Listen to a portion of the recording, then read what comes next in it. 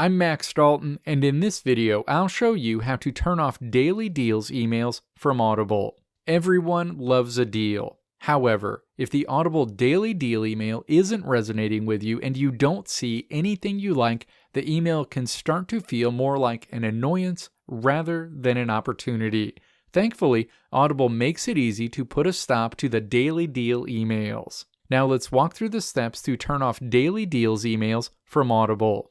Step 1. Open a web browser, navigate to www.audible.com, and then sign in to your Audible account if prompted. You'll land on your Audible home screen. Step 2. Click your account name at the top of the screen to open a drop-down menu, and then click Account Details in that menu. You'll land on the Account Details screen for your Audible account.